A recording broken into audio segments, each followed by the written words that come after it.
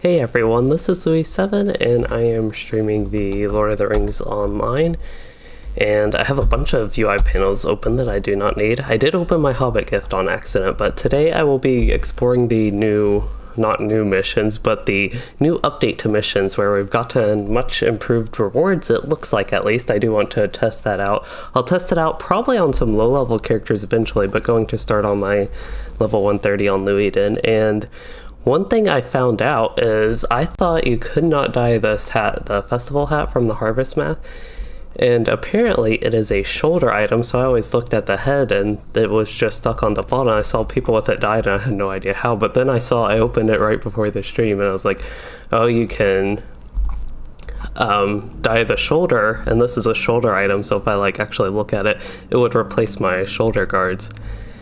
So anyway, we are going to be sticking to the Louis7 in a dress, which is still weird because I've never actually played LOTRO, I think I mentioned this, with the character wearing a dress, so it's very weird to me, even though I like the outfit. It just messes up everything up. I think it's really the movement with the legs and the feet and all the kicking there, but anyway, we can get off that and get to talking a little bit more about what's going on today, because it looks like there aren't too many people online on my kin, and normally, even about 15 minutes ago, we'd be starting the raid. But yeah, not many people are on, so I'm not sure if we will actually be doing that, if there will actually be too much War of Three Peaks Endgame. There kind of will be on this character, but I might be spending most of the time doing missions, it looks like.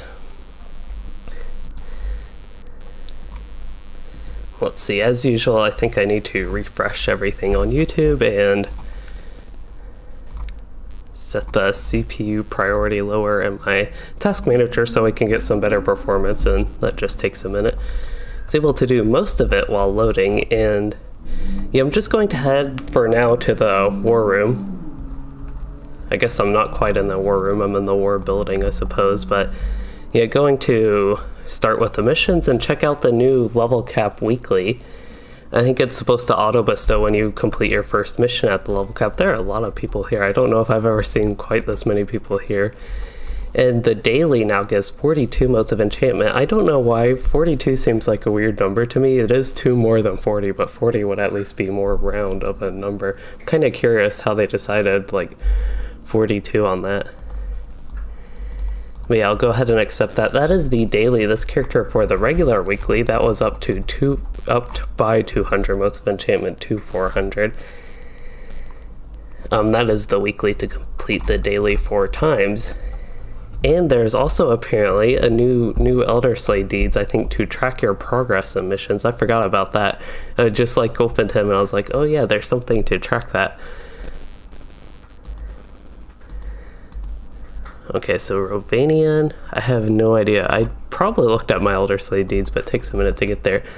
This is General War of Three Peaks. Need to discover more places, discover dwarf markers. Discovered 1 whole dwarf marker. Explore. Here is missions. This is the overall missions. I've only done 9 different missions. I might have done more missions overall, probably repeated some at this point. But yeah, this is the, I guess, meta deed to complete all the missions. Let's see, in there, I wonder if I have to do more missions for it to start tracking, because I thought I was supposed to kind of track your progress once you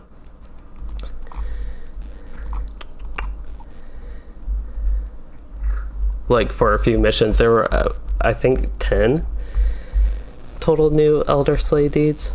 But anyway, maybe I just need to run through some missions and actually check that out. So I'll probably actually run through all 8 on this character. It's a lot of missions, but it is what I plan to do. And this guy, he has 5 available. The other one has 3, that means.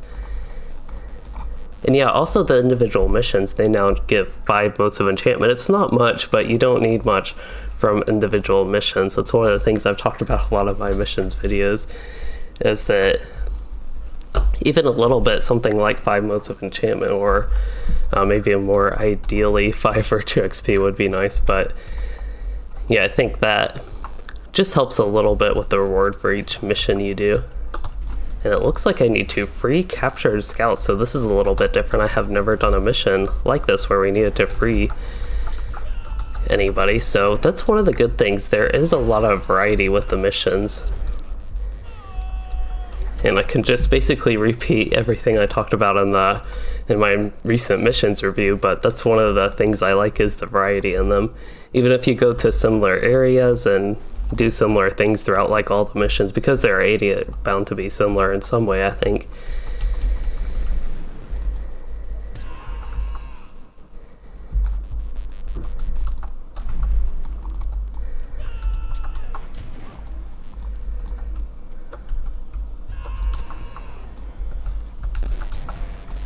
Okay, this cave is a little bit more complex than I was expecting.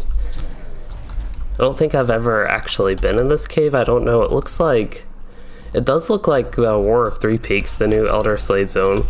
So perhaps if you do go here in regular questing, perhaps I just haven't gotten to it yet, or a little bit of lag. Or it's just like its own thing for missions. Oh, I only need to free 2 more? For some reason I thought I needed to free 5 total and thought I only did 2. I also have no idea what spec I'm playing. I guess Redline because I have Recklessness.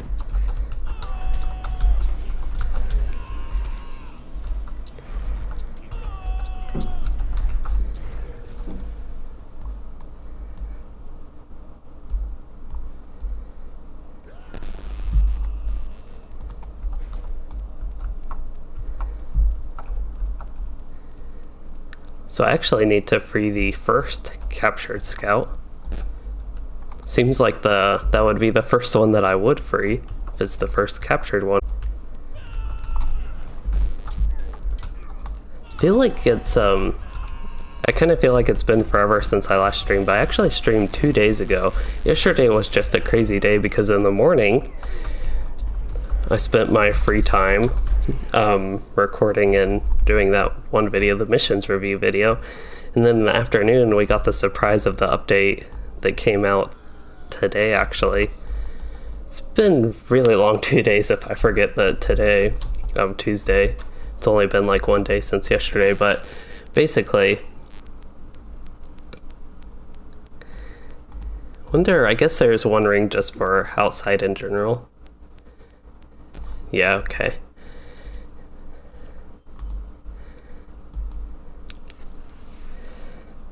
I don't remember what I was going on about, but we can go ahead and, I guess, travel to the next mission. Oh, I should have probably finished that mission quest just so we could have seen what happened. I need to take my post upon the bridge. I think there are a couple different missions here. Maybe there is only one mission in this area. This is in Vales of Anduin. But for some reason I thought there might have been a couple. The bridge builders. Keep your post and defend the bridge builders. 5 minutes. Do not leave the bridge unguarded. And I can do that 4 times. I wonder if that means like leaving or what happens. I should probably switch to yellow line for this as well. But yeah, one of the nice things about missions is how short they take. Some of them do take a little bit longer.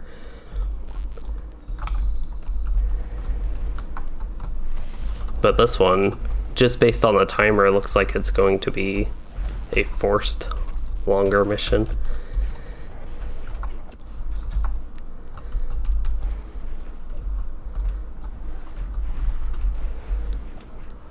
Now, honestly, it looks like these bridge workers can handle themselves. They have like 422k morale. I would hope they could outlive the little bit of dragons we've seen, or the whelplings rather. Such a neat landscape you can see from here, especially during the mission, like on the bridge while you're just fighting things. You can see out very far to the north and kind of the Beorning Lands area. And then to the south, it's more of a mix. I think Roscobel's somewhere over there if we look at the map. Yeah, it's Holtvis and then Roscobel's further out. And I think on the, what would that be, the west side? That's getting towards the Gladden Fields. I don't remember, there was questing there. I guess a lot of the Wolfden questing was there. Ooh, we have a big drake this time. That's a little bit more exciting than what we were getting, at least. But yeah, this mission at least provides a neat environment to look at while we have to spend 5 minutes here. I almost feel like I think some of my quicker skirmish runs can actually be quicker than this, even though usually skirmishes I think take longer than missions.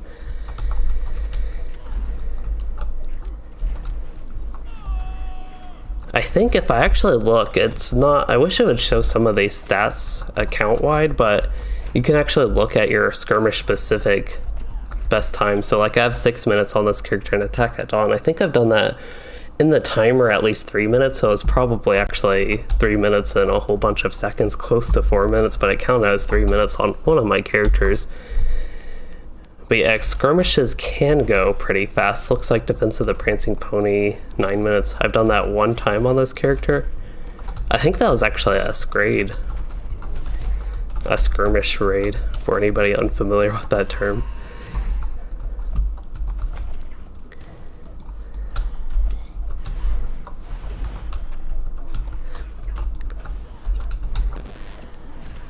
Let's see.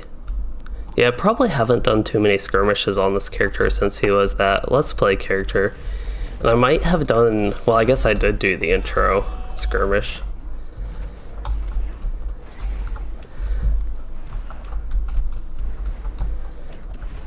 But never got around to running many. And I also don't think I did many instances while leveling, because he got to Troll Shaws, I think, before I used the Valor, the one with, not the one with Minas Morgul, the one I got on sale. I did not get one with Minas Morgul, but I got one on sale when they were 50% off, and decided this would be the best character to use that on.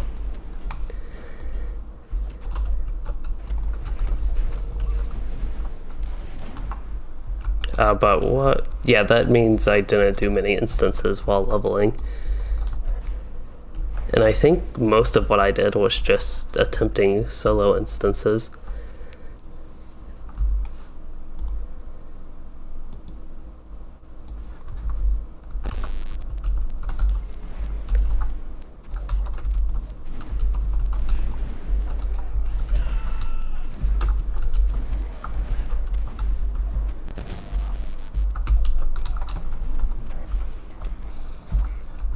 See, we have almost 40 seconds left. It actually is going by pretty quickly, probably because I'm like talking and thinking about this character, what I've done on him. But it's not taking that long. All the little junk loot, I guess this is even task loot, but still kind of junk loot, trash loot, vendor loot. It's at least nice that you get that as well. You seem to get a lot of it in this just because you defeat a lot of mobs and they all do give normal loot. Alright, 10 seconds left, so I'm guessing that was it, and we actually have the Dwarf Scout here, and I can loot my chest, but I still need to actually finish the mission. There we go. That seemed like the big grand finale, 2 signature drakes, even though it wasn't much. That would have been potentially an exciting challenge. I don't think 2 signatures is all that much to deal with nowadays in LOTRO, but would have been a bit more exciting at least if there wasn't all those dwarves there helping me. And we are having some lag. So have we done, yeah, so let's turn in the first mission. And I got on a mission. So that's the new weekly quest. It's auto bestowed. It didn't even like come as a pop-up. It just gave me the quest. I wonder what would have happened if my quest log was full, which is real possibility on this character. I'm at 51 out of 54. But is that Elder Slade March on Gundabad? Nope. Is that Elder Slade? Mission? Yeah, on a mission weekly, so 500 Embers of Enchantment, that's a decent amount for doing 15 missions per week. So I think with that for level 130s, actually doing missions will now be a lot more worth it for 500 Embers of Enchantment.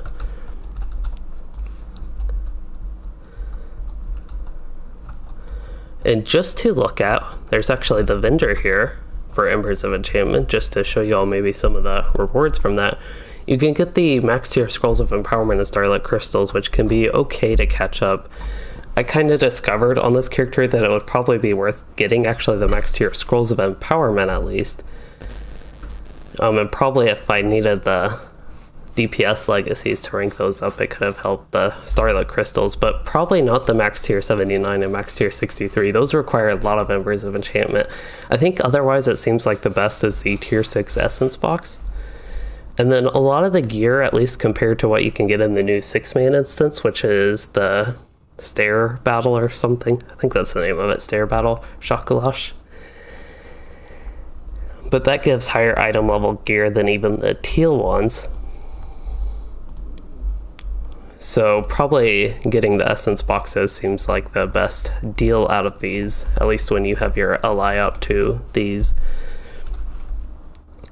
Anyway, that's what it looks like for me, so just wanted to show that. And as far as like the weekly mission quest goes, it does not give that many Embers of Enchantment. Like, you can't even get an Essence box, but it is a little bit of something. It's kind of comparable, I think, to a lot of the other weekly sort of activities in LOTRO. That's more of a, I think Embers of Enchantment is more of a, I don't even know what to call it, but something if you aren't getting your loot and whatever that you can spend your Embers of Enchantment. Well, you can deconstruct gear you don't need that you do get as loot, and then you can spend the Embers of Enchantment.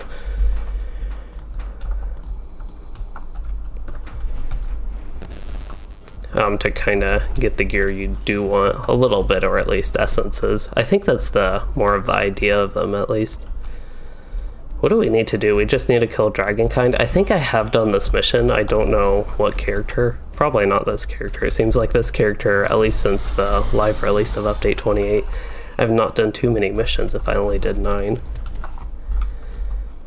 We're going to just about double, I think, all the missions this character has done. I guess I'll go ahead and get Brink of Victory. But yeah, this is one of the super simple and super short missions. These ones are kind of fun to me. I think I like them even more than the more complex ones because they really are just super easy and quick to go through.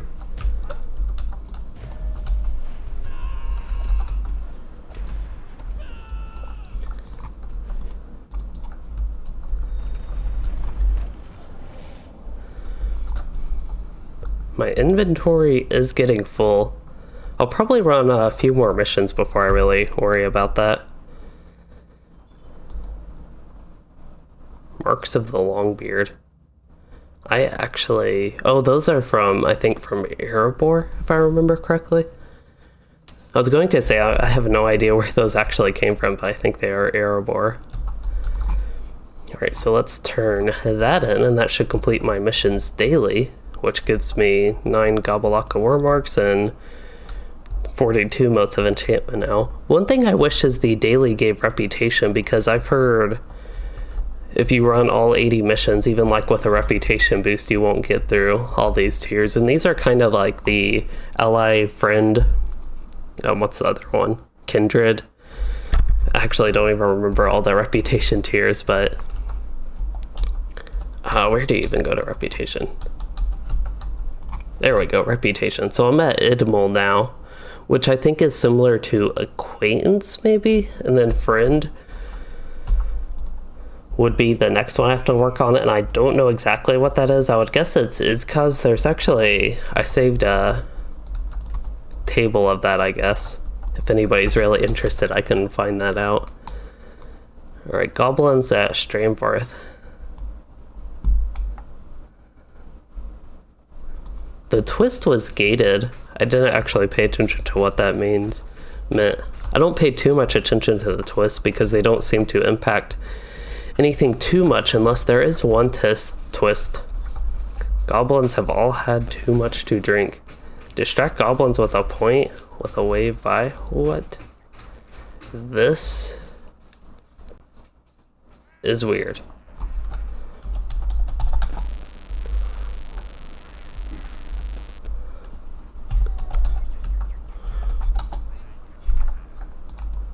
Wait, do I need to drink that and then do the distracting?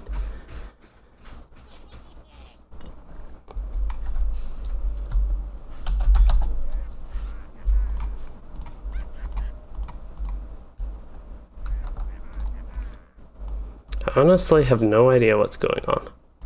Like, I'm drinking the horrid pints, and that's defeating them somehow. I would have thought since I need to drink 4 of those and I need like 4 other things total pointing and waving them by, maybe I needed to do that before I drink it or after I drink it, but it does not look to be the case. Maybe the inebriated leader? Although I would guess I would fight him, but he doesn't have like any of the normal fighting looks.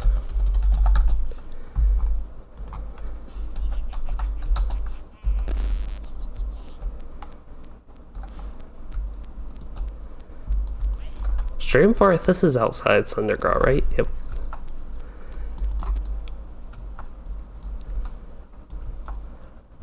I'm just looking for more goblins. I'm going to actually put floating names on. Don't see any more. I've tried pointing. Wonder if I don't need to target them, or maybe I've just done all the wrong ones. Okay, let me point. There we go. That's, oh, these are the other inebriated lackeys, so let's try point again. So I just have to try each of these, it looks like. Oh, and I'll actually say that I need to do that. Now defeat the goblin leader. Dance with the goblin leader, perform another dance, perform second type of dance, and later challenges you to a battle of dancing. Alright, I will use dance 2. Oh, I think I need to do different types of dances. So I did dance 2, and then I'll do dance 1. How about dance 3? I have bested the goblin leader. Dance? Is that the 4th type? Wait, he actually says, oof, you win, ugh. That mission was weird. It was no combat and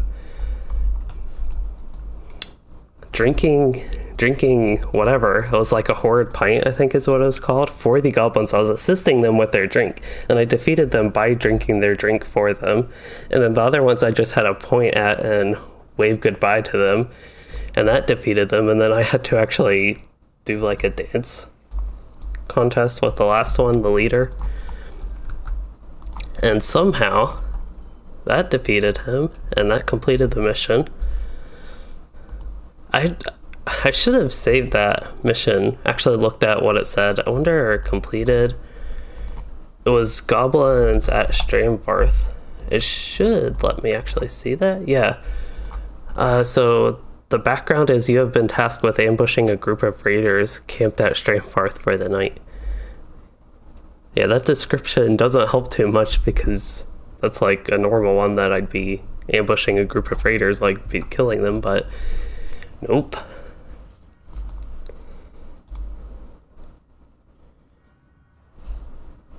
Here's this twist, just to pay a little bit more attention because I've been ignoring them a lot.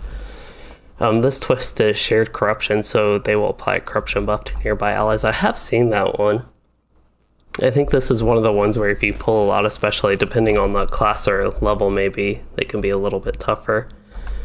So this one I do just need to defeat 4 dwarf fights, and we can check out the twist with the corruptions and see if they actually get pretty strong or not.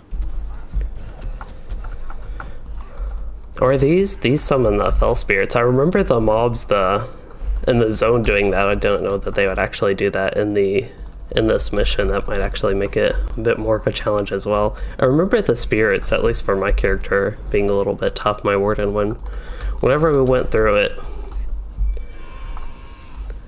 Basically before the legendary servers launched. Yeah, I'm already completed the mission though, so even if I like die, I've still succeeded and got it all done.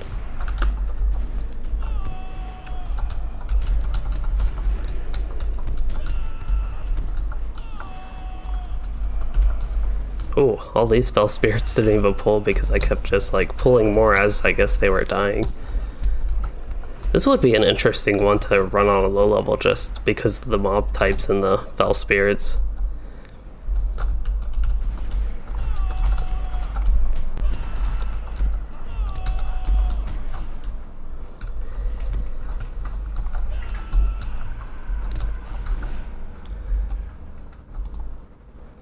Alright, mission reward.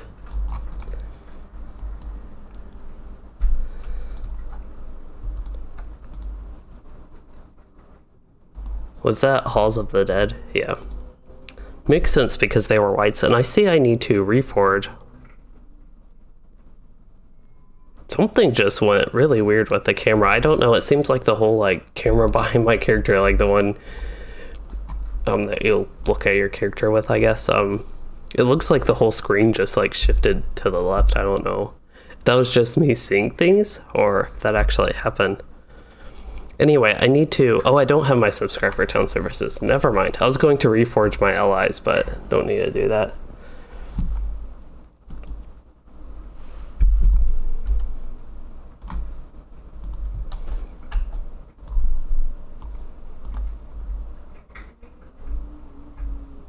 And hello, fake Akropovic. You asked what are the missions good for? My chat is only partially working. I hope that message, I hope I didn't miss it, but it just popped up. And okay, I do see that.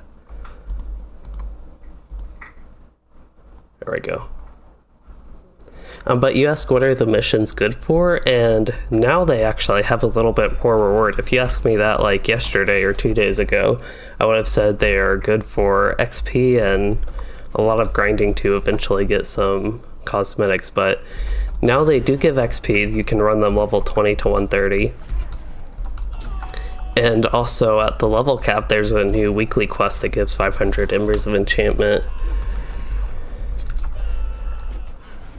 which is an Endgame currency. And then at low levels, you get Motes of Enchantment, the weekly quest that any character can do, even level cap characters. You get 400 Motes of Enchantment in every mission you run. You get some Motes of Enchantment, and then the daily also gives Motes of Enchantment, and you also get this currency, Gabalaka War Marks, which can be bartered for cosmetics.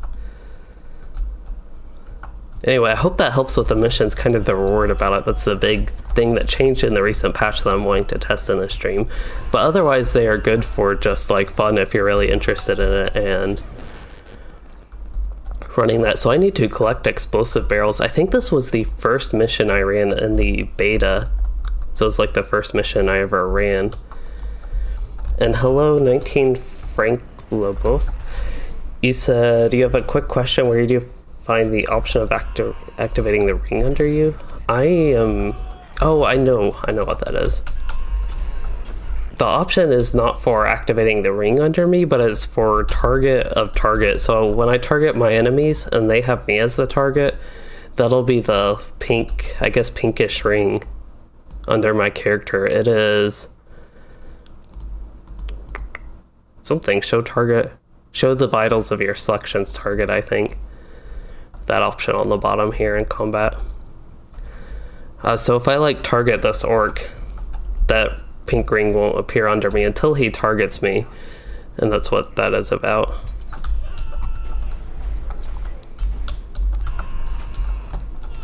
Yeah, because this was the first mission I ran, this one's actually more, I guess, involved than some of the other missions. It has a couple steps to it, and yeah, because this was the first one I ran, it made me think a lot of the missions were going to be like this and actually be like 2 to 3 quests each, like it sounded like they were. But it's kind of odd because now, after having run so many missions, I kind of like the simpler, shorter ones in a way. But this one's not bad. It's super quick, actually. I'm just going about it pretty slow. And then Frank, you also said keep up the good work. You're French, so you have a hard time following my streams, but you watch my videos on YouTube. Well, I hope the videos help. I don't know. You said you're French, but I see you're typing in English. I don't know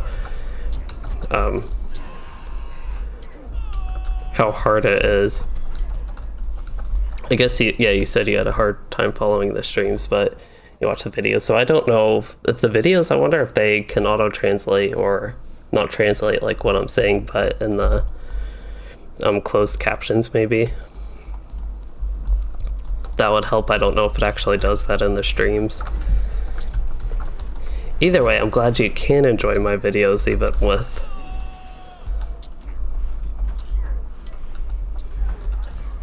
I guess the language difference.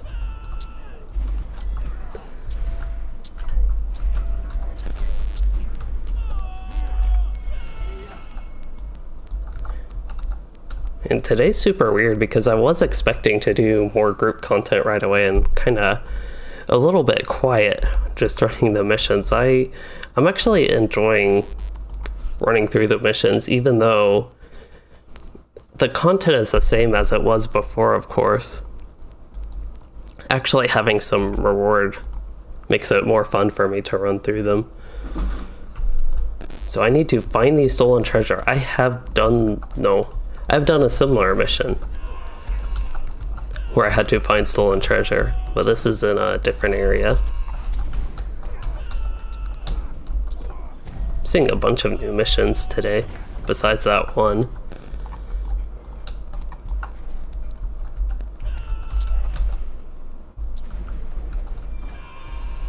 Oh, so Frankie said, okay, you said you speak English fine and you're having a hard time following because of the different time zone. That makes sense as well. So it's 2 a.m. for you and it's getting close to 8 p.m. for me.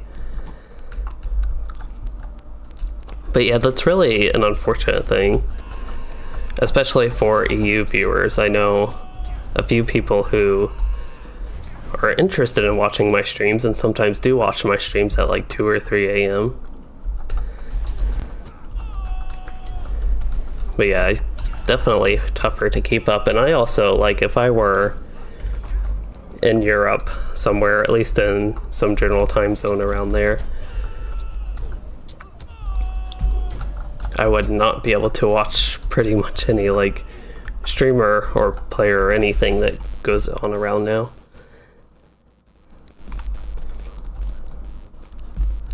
I hope that made sense. I feel like I did not make much sense with whatever I just said. But basically, I don't stay up that late. I'm usually going to bed like 10 to 11. And I can click him, but I can't interact with him. I'm even using the U key. I think just a little bit of lag there. Alright, so we have the gate captain. Oh, that's the one I just did. Missing treasure? Oh, I already did that as well.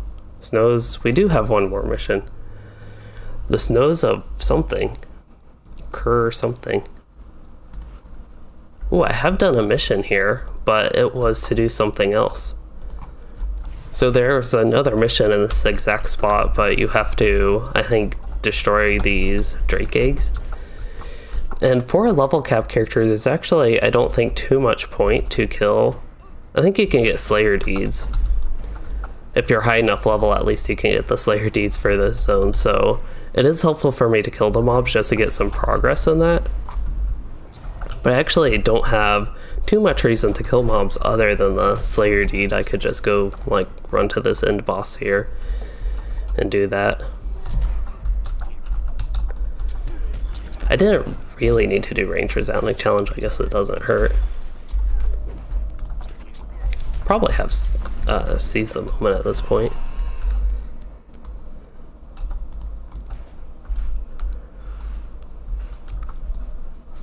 I'm not sure I can ever get used to wearing a dress like this. It would be nice if there was a version of this dress in like robe format that was just like slightly different, so it's not always like kicking up when I do my walking / running. But those are all the missions I have to do on this character, and I think I've mentioned a few times that I was expecting to do some in-game activity with the War of Three Peaks other than the new missions.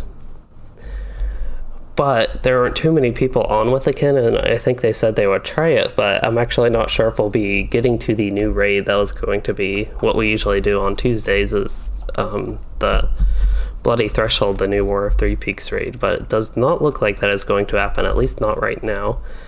And one of the really nice things about these new vendors here is you can actually sell. No, you can't. I forgot about that.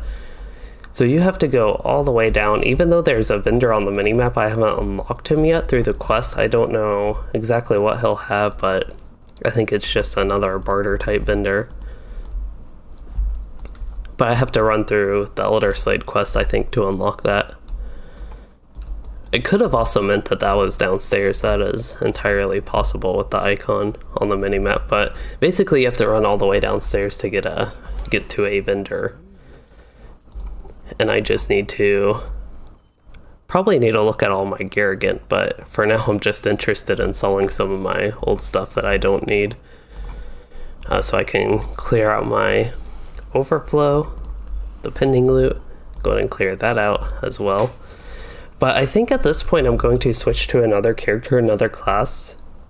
If anybody has any particular class or kind of level range they want to see the missions on, please do let me know. I am open to really doing these on any character basically.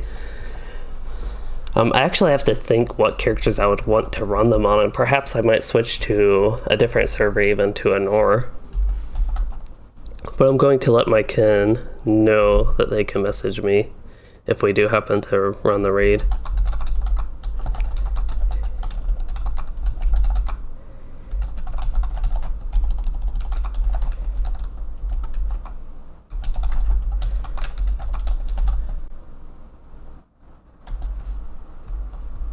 But I'm not sure we will be running it, but just in case they do get enough people. I'm going to be very excited when we get that virtue bonus weekend coming up in December. It's still about a month off, I think maybe a month and a week, but it'll be really nice. So I need to actually look at my characters. I don't really know which other ones I want to run missions on. I have a few options for characters I think they would be good to run on. I think I mentioned at some point that I'd like to do a level boost. I have a level 105 boost just like stuck on a character. Perhaps the minstrel. One of the things I've also been thinking which missions could help with a little bit is doing, I don't know, weekly? I could do it weekly, but doing like a weekly catch up with whatever character stream so I can just check out classes and get more variety with that. I need to keep updated with some of my old characters, I think, and just doing different things on them. And one of the ones I've been working on lately is the minstrel. This is going to be the same 8 missions. That's one unfortunate thing, is we only have 8 missions available, so I'm actually going to be doing the same ones on just different characters, different classes. So I just accepted 3 random ones, and I'll actually maybe do those on this character. Oh, we don't need to do this one again. This one was fun, but we don't get to actually go through any combat. That's what I would be excited to see, testing the different characters and classes, since we already did this one, and it's more about drinking goblin beer. And Halls of the Dead, that's actually one I do want to test, but it's about drinking goblin beer and pointing and waving and dancing, as odd as that was. But the reason I want to do the minstrel is because I am working on a redline guide. I actually recorded one, but usually it takes me a couple times to go through it. So I want to try to pull a bunch of things. I feel like the minstrel should be able to handle that, but that's actually something I'm not entirely sure of with my minstrel, with all the outdated gear, outdated LI, low number of trait points, all that stuff that makes you super weak at this level.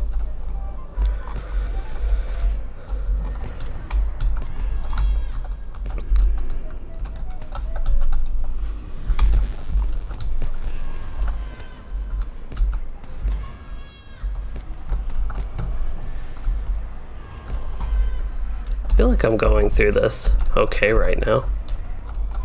I do have a couple of tactical mobs hitting me from ranged. Oh, I think I basically wasted piercing cry on him because he died. He would have died anyway, I think. Same with that one, I used piercing cry, but he still died from the first attack from Call to Fate. But yeah, with the minstrel, it's a little bit weird. You really do have a focus on your cries and calls, so you can't really go through the anthems and use a couple ballads as filler, basically, but can't really go through the anthems and the coda and all that stuff, I think, in a lot of regular combat on them.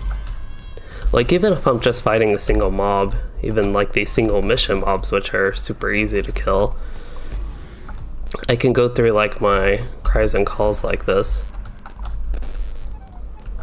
and not really need to do much else. So I think that's just one of the fun, but one of the weird things about their gameplay, I suppose.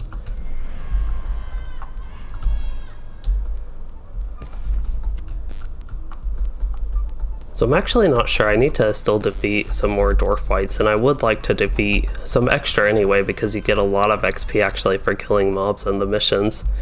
I don't know if it's much more normal than like if I killed some random level 116 mob on the landscape, but it's actually pretty significant, I know, at low levels compared to the total like missions XP you get from the quest itself. Okay, so I'm probably going to, this is a time, even though I do have some of my cries and calls, I'm going to put all my anthems on myself, because it looks like I'll be about the point where I can use my coda and want to get all the benefits on that in the resetting call of the second age. It's good. It's good for me to talk through the gameplay, even if like nobody cares too much about it. Just for myself to understand what's going on more. And I do also like to share what I'm doing.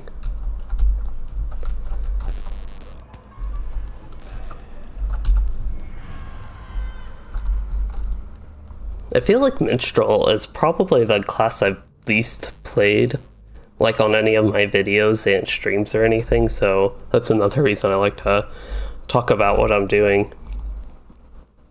I really like this Minstrel's outfit though. I have this outfit on a couple characters. It's the Grey Company outfit that you get from the Dunland book quest, Rise of Isengard, but it's dyed Evandin blue. Don't usually pay too much mind to outfits, but for some reason, just for this character, this one just like works for me. Also have a matching shield, I thought. Yeah, I have a matching shield, but it's not on show. Okay, I do like it better off show, I think, but it does match a little bit at least. Kind of hard to do that because you can't dye shields or anything, so it's actually is a little bit of a special thing when you can, I guess. So we just did Halls of the Dead.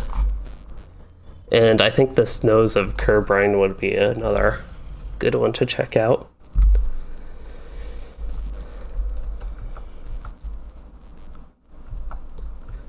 This was the one with the single boss at the end. Ooh, these hobgoblins, they seem to have more morale, like twice as much as the whites, which would kind of make sense because the whites turned into these shades. So effectively, they're, I think, pretty similar morale, but it will actually make the individual mobs I fight take a little bit longer, I suppose.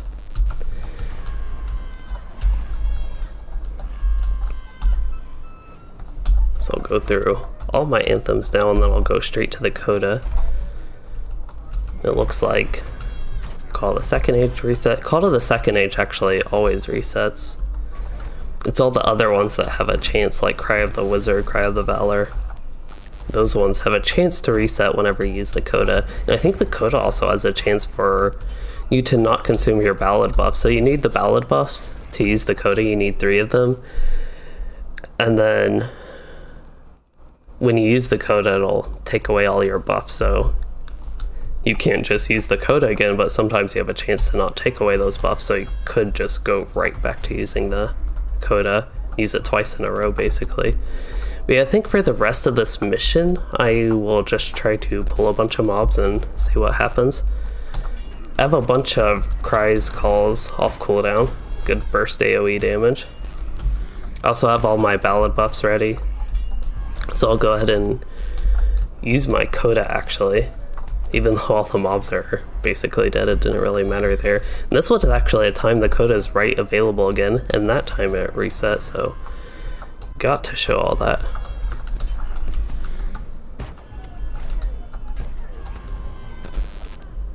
Sometimes I think I don't play my minstrels enough sometimes. I actually only have this one minstrel. I'm not sure if I have any other minstrel characters. I've been meaning to make one on an ore and level it up a bit, but that has never happened. Right now I'm just struggling actually to find a name for that character. I could remake, oh, I do have a low level minstrel on an ore, but it's more of a crafting ult type one. But yeah, I'm just trying to find a good name for a minstrel, and that's a little bit of the delay of me making the character because I have a hard time coming up with names for my characters. Okay, so we did not do the gate captain. The missing treasure one wasn't bad. I don't remember any of these being super fun. Well fed and worm's grass. Oh, this one was super easy, I think. I know the dwarf on the left had some more fun missions, quicker missions to go through. But yeah, this would be another time I'm actually excited to try to pull all these worms. They have a little bit less morale than the hobgoblins, but more than the dwarf whites.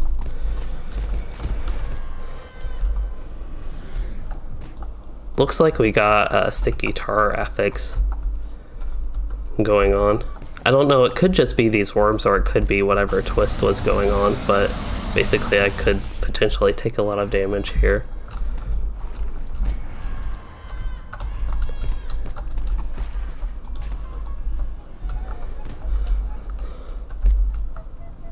I don't think I used any of my anthems, but that's okay. I'm mainly worried about like resetting my cries and calls right now with the coda. I think I'm about to die. Almost got through it. I probably backpedaled too much. Could have kited with whatever that's called, like strafing. I defeated 6 of them. That's not too good. I should have been able to defeat more. I could have just kept again kiting, I think. Alright, I gotta go right back to doing this and continue to challenge myself here. So I'll actually use the anthems now and I have a bad debuff, I think. But yeah, this time I will use the anthems, and I wonder if they're all like, now because they're on fire, it's going to be a little bit tougher for me to get through this because I'm taking, seems like a lot of damage here. Wow, that potion restored basically 0 morale. Okay, so, oh, I was going to heal, whoa. Where did those guys come from? I wonder if they were all there the whole time. On any damage, reflect 15% of damage. That would be damaging me. I wonder if that goes away over time. Scorching flames cover this monster, damaging any who attack it. Yeah, I'm going. So when I damage the enemies, that is probably what's killing me. We're going to have to go through this a little bit slower, I think, because of that. Because they could even not hit me and I'll just kill myself because of that.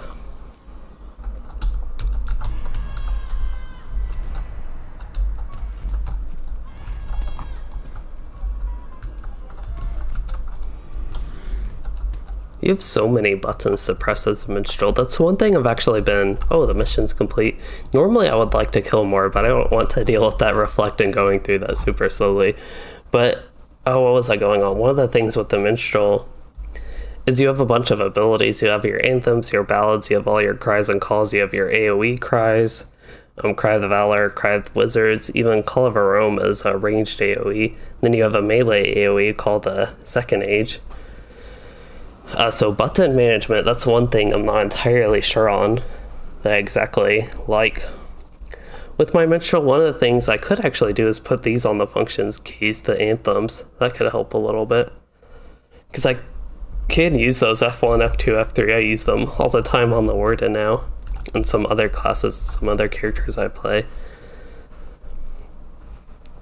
But anyway, we are set with the minstrel. I think I got my daily quest done and all good on that.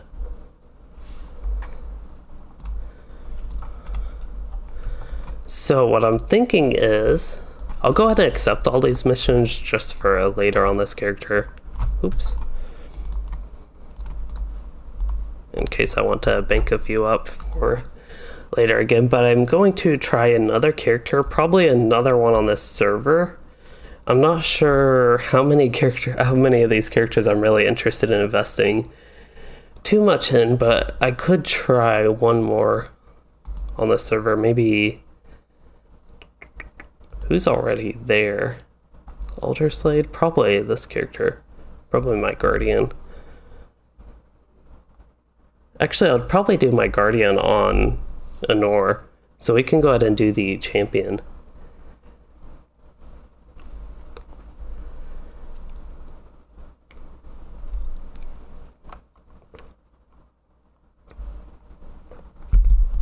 Oh, this character, he has my old UI setup. It's okay. I just need to turn the bottom right blur off because my kin chat, I actually don't know if anybody plays in this kin. Nobody's on, but that's where my kin chat usually is, on the bottom right, and that's why the blur is there, but obviously don't need it right now. Okay, so Fall Festival is here. We'll accept that and turn that in for some free XP. And then some missions. I could do, let's see, let's do the mission treasure just to get a little bit of variety. Can only run 8 of these on repeat again, but yeah, and just to remind everyone, I guess, I could set up Yellow Line. So I have played Red Line Champion. That's what I play. Actually, also apparently play Blue Line. But what I'm thinking is I'll set up a Yellow Line Champion, and this setup in the Blue Line is all funky. I think it got messed up, so normally those actually look good. Normally I would have something like this, I think. AoE's up there, all my food and whatever would be up here.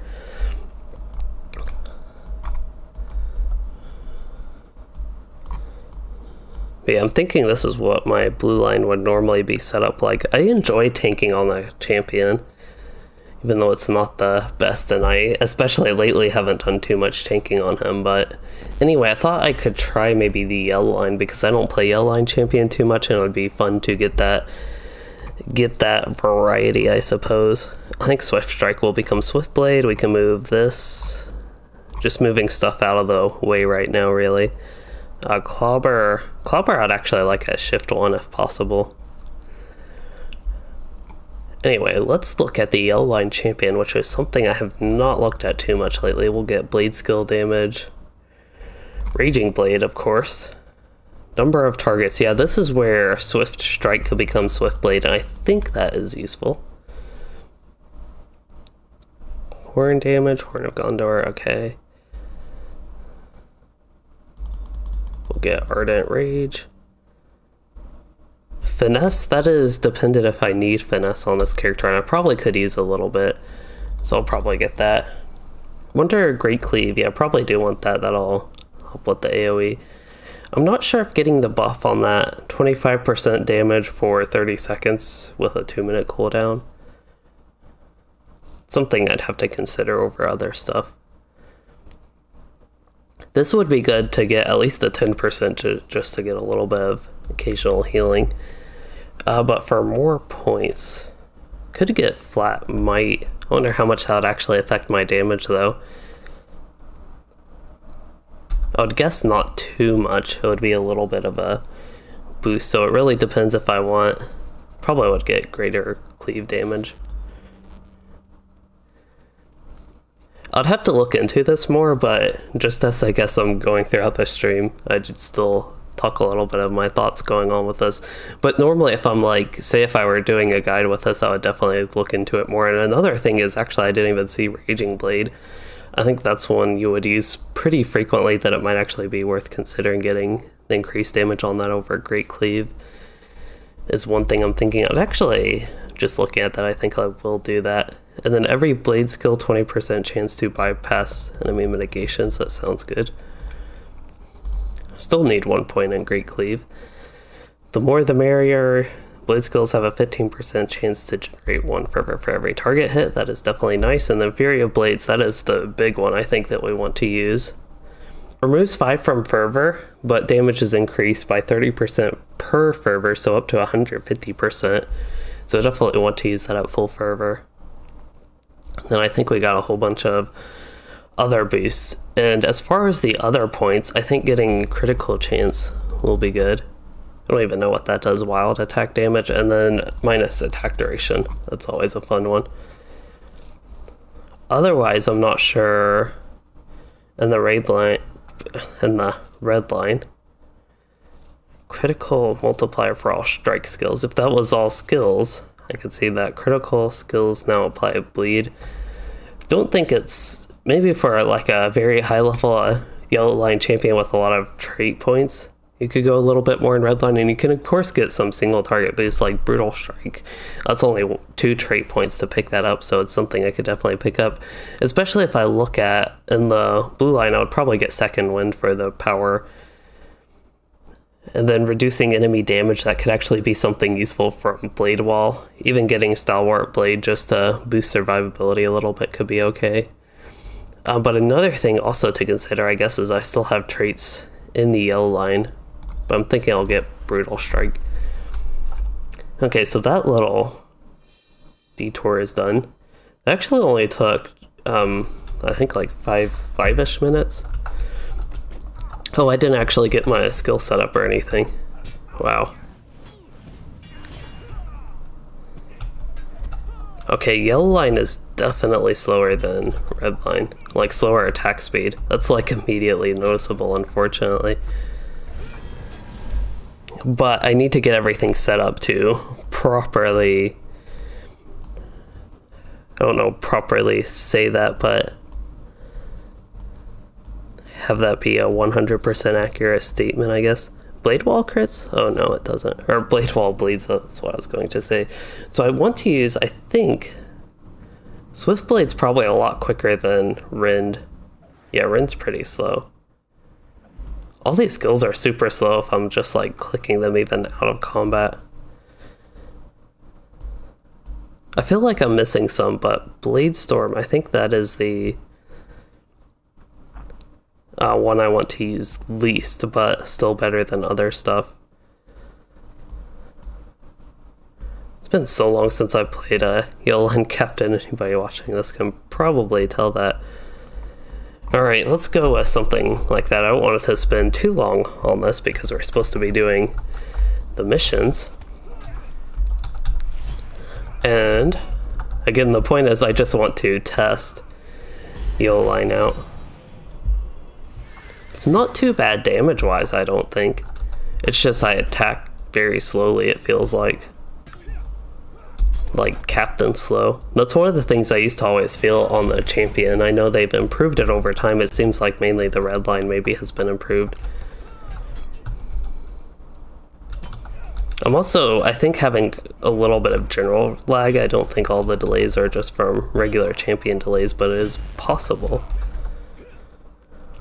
The damage is pretty satisfying though, I will say that much at least.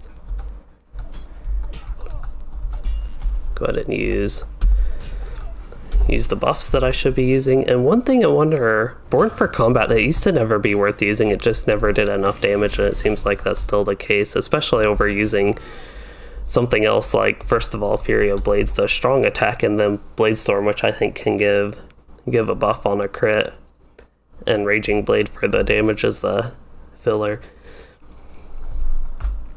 Anyway, we got that mission done. I feel like I've been spending so long on this character, but yeah, and hello Death 1942, you said you've been leveling up on the red line for the champion and you're enjoying it and you're not sure if yellow's better. I think yellow is better if you're doing a lot of AoE. Like, you'll probably go about leveling faster if you can do a bunch of AoE. So let's actually show that a little bit. We could do Snows of Kerr Brain again. But yeah, I also find Redline fun. It's good for leveling in solo because you can just go about killing mobs pretty easily. And with the yellow line, it really shines if you can pull, like, round up a bunch at once and AoE them down. It's not always feasible to do that in the landscape while leveling. In missions, some of the missions at least, you can do what I'm doing right now, and I'm actually running through all of the enemies, trying to pull as many as I can. Okay, so we still need the boss. I used that AoE, I don't actually know if it hit anybody. But yeah, let's try this. I don't know if I can actually survive this. I'll even use my heal just in case as like a pre... whatever that word is called. Yeah, I'm taking too much damage. That is one of the downsides of playing yellow line. If you do try this and you pull too many enemies, at least my experience on the champion, I don't have too much experience on the champion, but that is one downside of the yellow line. If you do try that, you can definitely die. It's not as like sturdy as perhaps a guardian or a tank spec character or class doing something like that, or Warden. Even though they do wear heavy armor, they're still not super tanky, so maybe I'll try this many and we can see a little bit. Still get a little bit more of the overall feel of Yellow Line.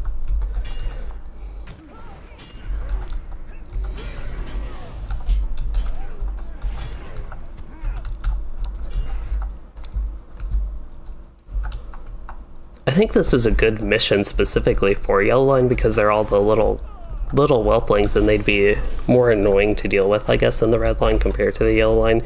You can just attack your main target and let all the AoEs cleave the whelplings down.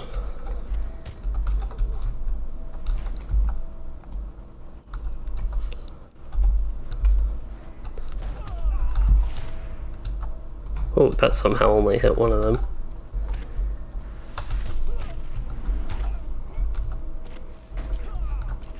Not enough power. I do remember running into that a lot on my champions, but second one does good. That's very good to restore the power. I think you can probably get some in-combat power regen on gear and that type of stuff.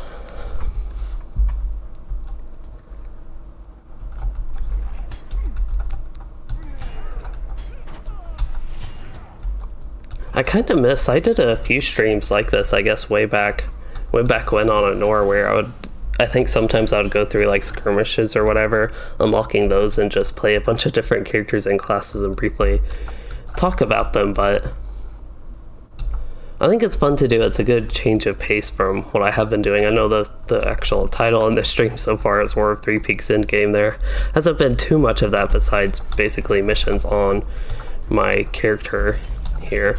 But yeah, I'm going to switch to Red Line for the single boss. That's a good thing about being able to switch specs in LOTRO. And you all can probably tell, I can tell at least, first of all, I'm attacking a lot faster. That's one of the things I've mentioned with the Red Line, just the actual abilities go off faster in the Red Line, which is nice. One of my long-term complaints about the champion at least was how slow a lot of that stuff went off. But yeah, also the single target damage.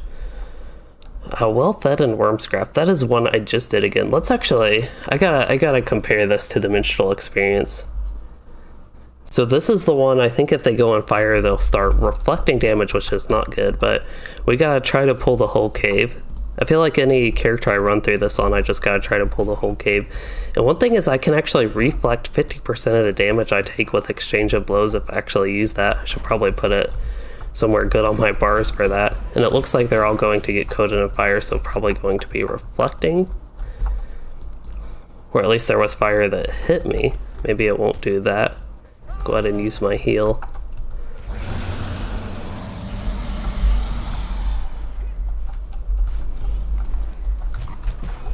Okay, stun what I can.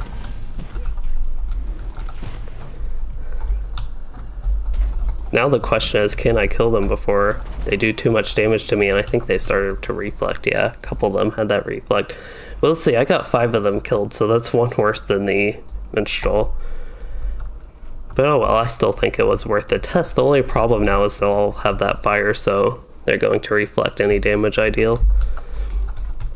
So I'll probably switch to the Red Line so I don't worry about doing too much damage to myself from the reflex.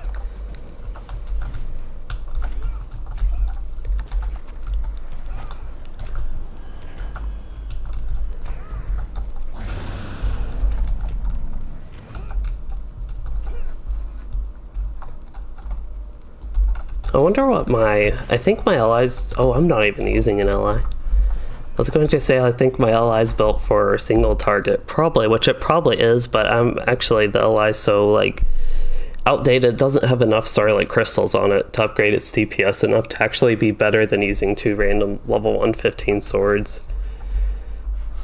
So that's just a random tidbit, I guess, about this character's gear. I think I've mentioned that's a problem with basically all my characters on Arkenstone that are 120 and below. Some of them have their LIs okay, but all of them don't have their trait points because I haven't gone through like all the West Rohan and Gondor and even Mordor stuff fully on them. So missing all those trait points, which I definitely don't have time to, as much as I would like to, I don't have time to farm all that stuff back unless I just like totally... Also wouldn't want to. There's a reason I didn't get those on all those characters all this time. That is not something I want to spend my time doing in LOTRO, especially repeating all that stuff just on different characters just to get their trait points. There are so many people here.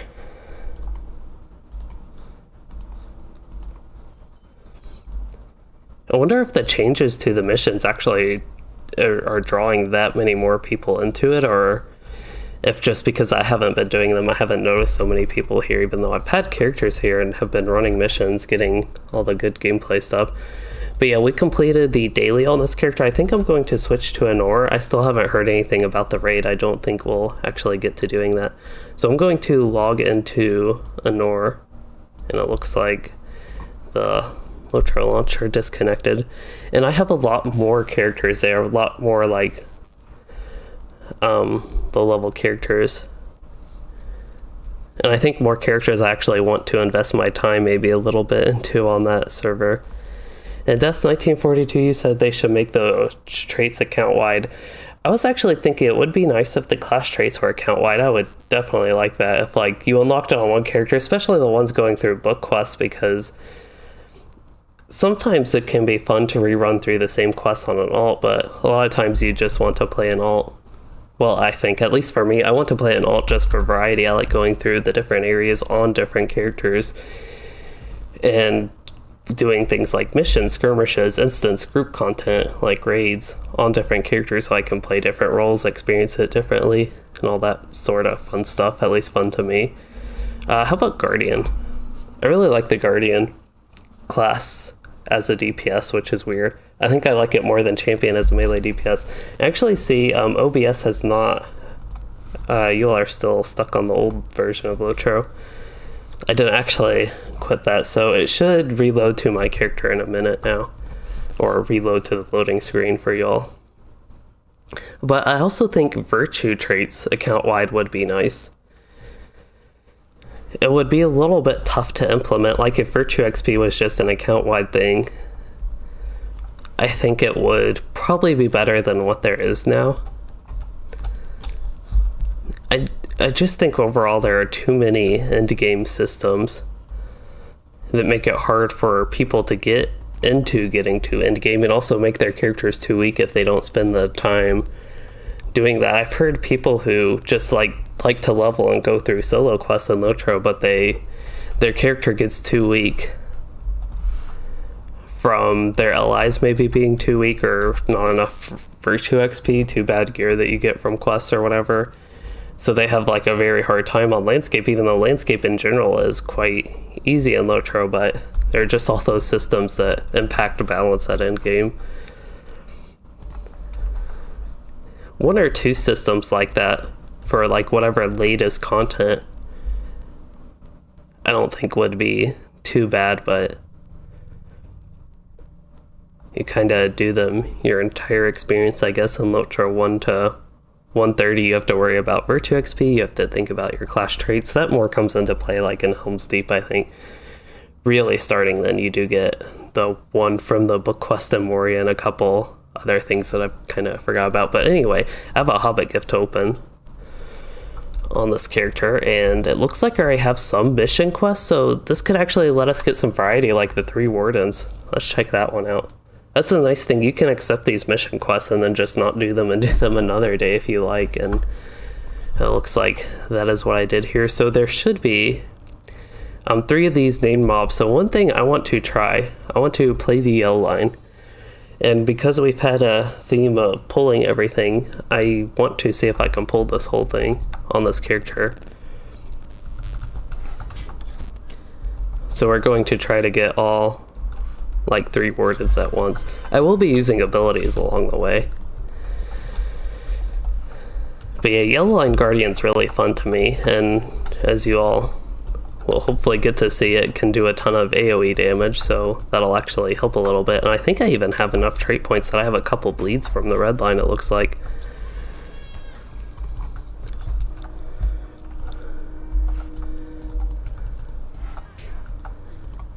Okay, so I need to find the signature, I think, on this floor. I feel like I've pulled just about everything, so it would have been hard to miss something. But I think Cataclysmic Shout, that is the one I need to use. And then for survival reasons, I want to use Thrill of Danger. That'll heal me. I'll basically getting healed a bunch, and I leveled up. Wow, what a convenient time to level up.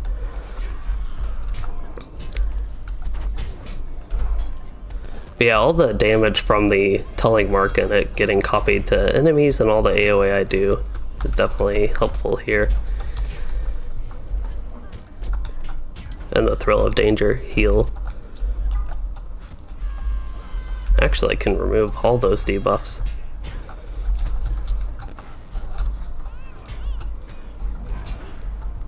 I think this is the time when playing Redline would definitely do more damage, like when we just have a couple mobs left, but just overall, actually, all the AoE damage from Take to Heart, but more specifically from the Marked by Light debuff. Whoa, I just died. I stopped paying attention to what was going on. I think I was standing in fire even.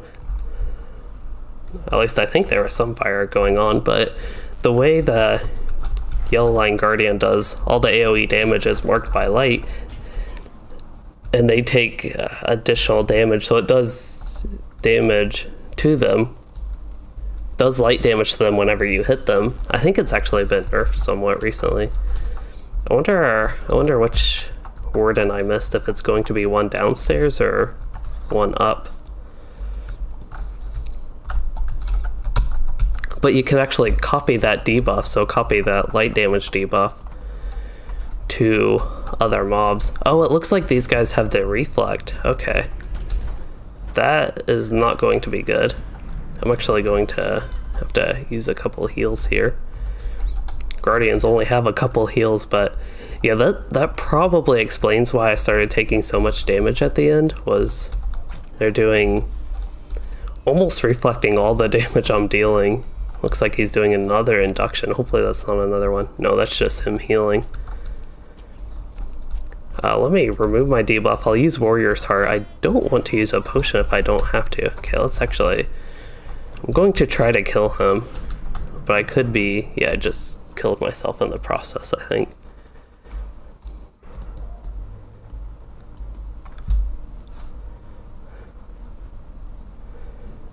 But yeah, this affix with the... I guess it's the twist that makes him have that fire reflect. It is challenging in a way, but I think it's more annoying. Especially at this point, it's more annoying that I just, if I try to kill him, I have 14.8k health, and he has a lot more health, so if I do all that damage to him, he's going to kill me. Just because of that reflect, he's reflecting about 50%, 45% damage. So I went to the yellow line just so I could use some heals as I damage him. I can then use some heals. Oh, too much damage. I guess Thrill of Danger. Anytime he hits me, I use Stamp. Well, I thought I used Stamp. Okay, let's do Force Opening and I'll use my heal, Catch a Breath. Even the auto attack does so much damage to me. My own auto attack.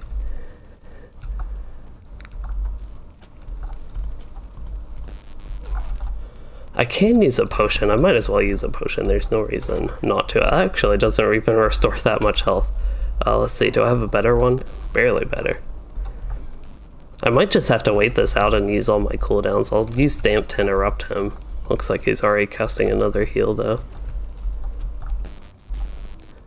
Okay, we have Thrill of Danger. Already taking too much damage. Okay, Warrior's Heart is up, so that restores a lot of morale for me, and I should be able to get a couple good hits on him. Let's see, what do I want to use?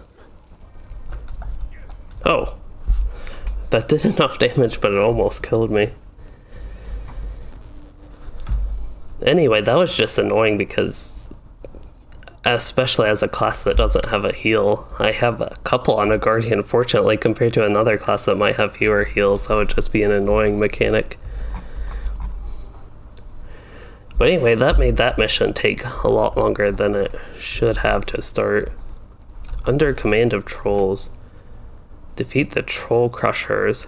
Twist crushing. They will attempt a crushing attack, wounding and stunning anyone hit. So we'll try that one. But let's turn in the 3 wardens one. Magic of the Frostbound, I'm not too familiar with that one. Again, these are missions this character already had before today's rotating set.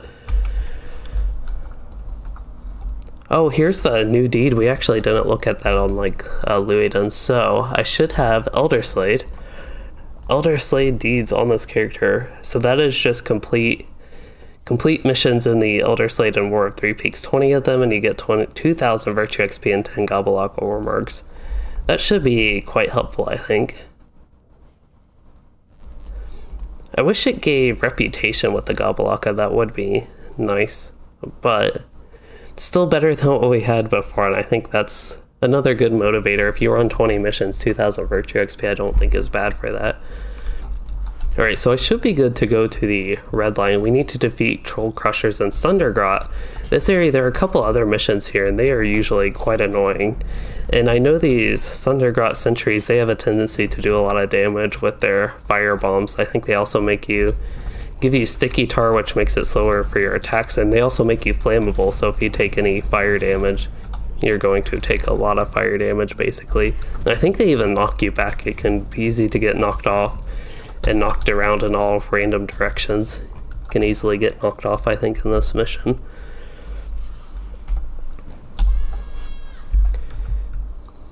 Let's go down, maybe.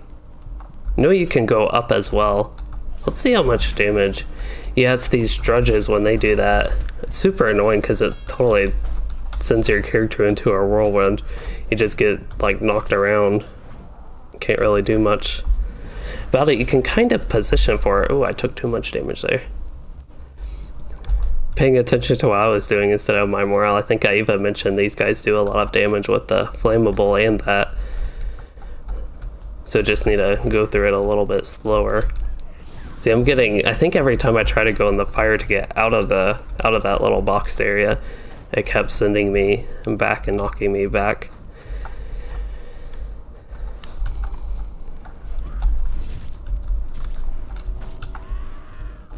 See, that dot, this is not a removable one, but it does 1,000 damage every 2 seconds. I think that is probably what is killing me the most, even. And I can't remove it, it's a non-removable dot. Okay, let's kill the sapper while I don't have any dot on me. Or I'm not like, whatever it called it. Okay, there's a troll crusher, a few drudges, and sappers. I'm actually going to switch to the L line. I shouldn't need to switch to the L line, but again, I think this specific mission, and these just specific enemies, they do a ton of damage where I oddly feel safer running the L line. I'll even eat my food. This is a character where I was soloing a lot of Limelight Gorge, which is level 75 group area, with some nemesises, and I don't know if there are arch nemesises in the landscape. I think just regular nemesises, but I was like out there soloing all those, and then I'm having more trouble with the sappers and Sundergrot and the powder burns. Even in the L line, that's still just doing damage to me. I do have a couple heals, a little bit better defenses, but it's still something that's just going to take away with the damage on me.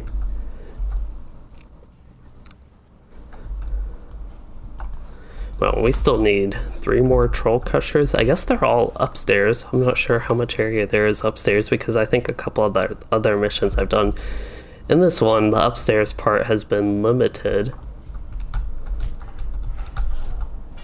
Yeah, so he put, what is it called? Flammable. So if I wait till the flammable buff is off of me, I think whenever they hit me with fire, it won't do too much. And maybe even the drudgers. I think it's the sappers that are the ones I need to worry about, but the drudgers might not do that. Drudges, rather. It's a Sunder Drudge, not a Sunder Drudger.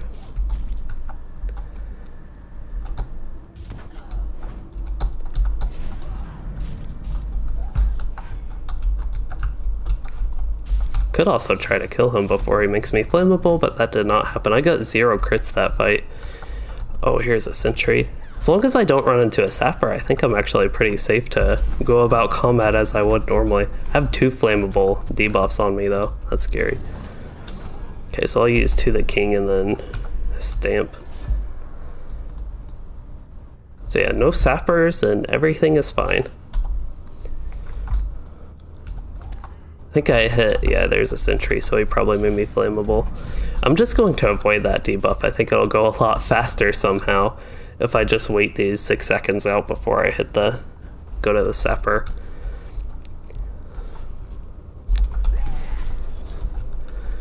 And I am not getting basically any crits, it seems like. Oh, that still does the powder burns? I did not realize. I thought the flammable is what made it do the powder burns, so perhaps it's... unless they make me flammable when they use the fire as well, but... yeah, that makes it harder to avoid, I guess, than I anticipated. Okay, so once again I'll use To the King and whatever that's called, Stamp. Wonder, I think I have maybe it was on one of my old allies I had a Stamp. Oh, I do have a Stamp cooldown legacy on this one.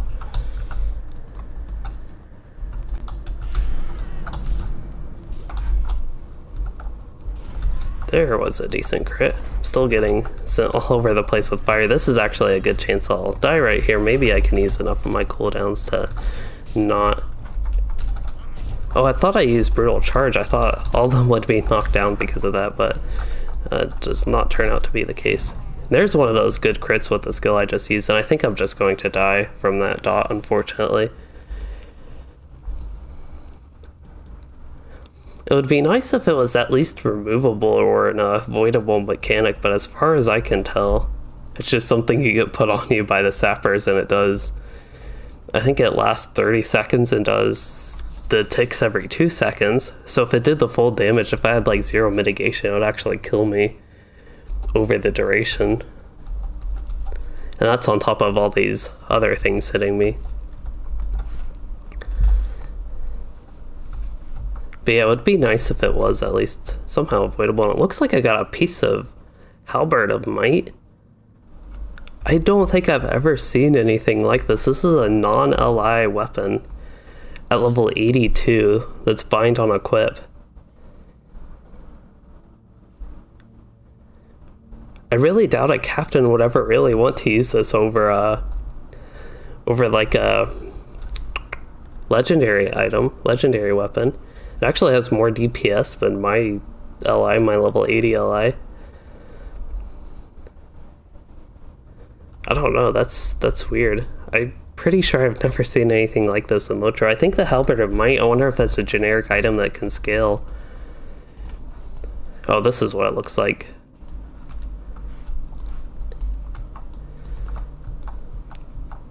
Anyway, we need one more Troll Crusher. It looks like I have a Sentry and just a couple drudges here, so I'll use War Chant to make sure everything... Once again, Brutal Charge did not actually go off. I wonder... Oh, that skill... I wonder if the skill was just having lag every time I try to use it, because that time it even took a minute to actually go off after I pressed the button.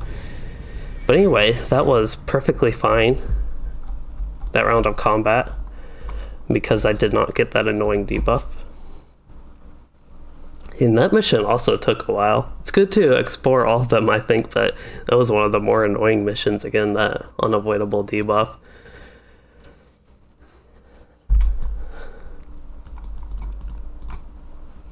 Okay, so that was under command of trolls. I'll have to remember to not run that one again. And this one is Frostcaller Tugast. I think I've been in here before. He could be... I guess he could be down either of these. I don't remember. I would guess down the middle, but I'm not sure. We can pull the whole thing and do one of those fun things. I'm actually not sure what the twist is, so I do need to be careful in case it's one of the annoying ones where I either take a lot of damage or they go in the fire and make themselves immune. Oh, I actually went down the path for the boss kind of on accident. I would have thought I would have been down the middle. I guess this is a good time to go ahead and stop and attack them all. We don't need to go all the way back just to pull more enemies. I can go back and kill them just to explore this mission a little bit more. But we can take this moment to stop here and kill them. It looks like whatever affix is going on, whatever twist we have, it's an easier one. Oh, actually, just because this guy goes right here, I'll just go ahead and travel. Nice convenience. I thought I would have had to go back to the beginning like so many other missions, but that is it for this character. I really enjoy Guardian, but I feel like I've talked more about the missions and less about the class on this one compared to the last two sets that we did on the Minstrel and Champion, but that's okay. So what character next? I should also go ahead and accept all these missions. Don't want it to travel, but again, just so I can get them banked up on the character like I have done previously. I could go on my Warden on the server. That's actually one character I do want to do missions on this server. At least for the time being. I know we already did Warden, but I will look at my other classes. Maybe I haven't done them on Lore Master yet, so that'd be a good one to explore on. Oh, Captain as well. Captain would be super slow feeling, I think. And my Captain has a halberd, and that's just annoying for solo. Have him set up with a sword and shield actually for group content. Anyway, who was I thinking? Lore Master. Guess I'll do Louisologist. I needed a Lore Mastery name. This was all that came to mind.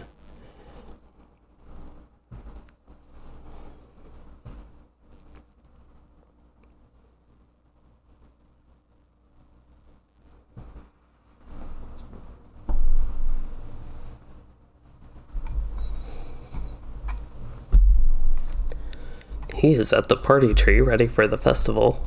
Which, while I'm here, I don't know how many Harvest Math or Fall Festival tokens this character has. It looks like he has 8 of them, but can get the apple tub just to help a little bit. Try to get each character where they can eventually, after like the whole month, get 24 just so I can barter for stuff account-wide, mainly by going through the apple tubs just on my ults. But anyway, for this character, we need to try to find the war room and all that stuff. So I wonder the best way. It looks like my map home is in Thor's Combe in Innidoith. That is a long way off. I have traveled to Karis Gladden.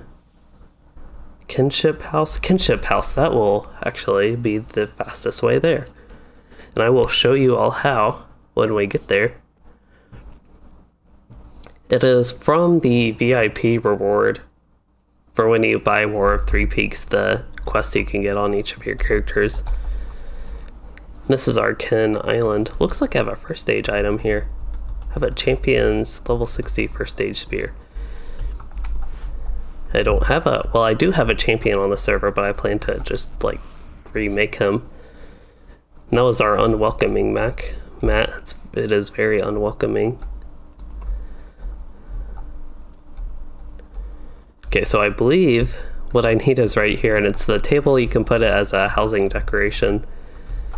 And as far as I remember, it should be right here in the house, but it takes forever for anything to load. And houses, as you see, even the house, a lot of the stuff in the house isn't loading, and my character wasn't properly loaded.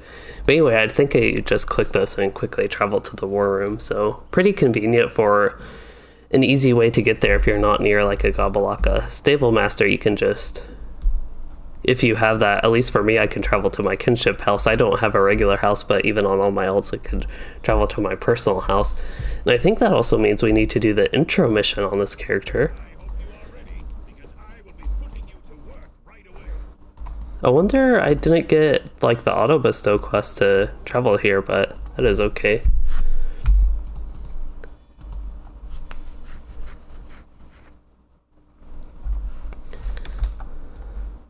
I should also probably get a pet out. I'm thinking Bog Guardian would be good here. And I should be playing Redline. It looks like I'm spec'd Redline. So let's talk to Ozma and get her started.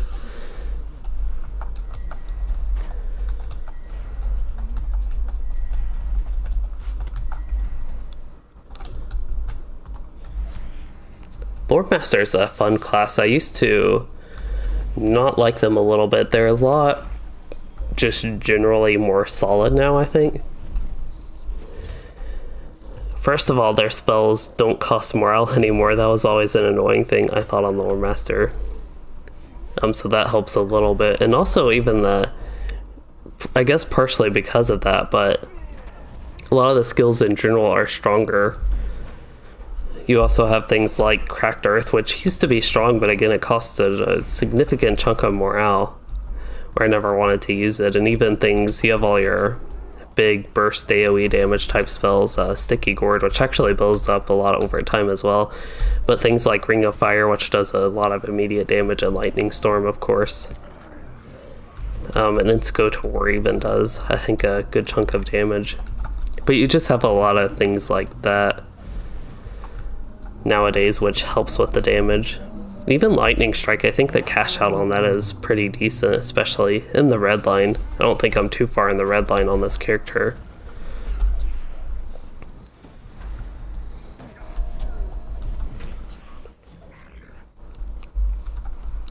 But yeah, I have not done any missions on a Lore Master, so this is kind of interesting seeing it. I know it's a little bit of a slower setup type class, even if the pet does a lot of damage, and again I do a decent chunk of damage.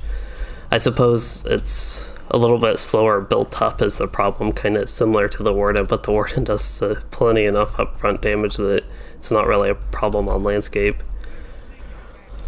And then I also have a lot in the burst AoE spell, so I could use those. They have like 30-second cooldown, so I could definitely use them once every fight or two, but I'd like to save those if I do happen upon a big AoE situation.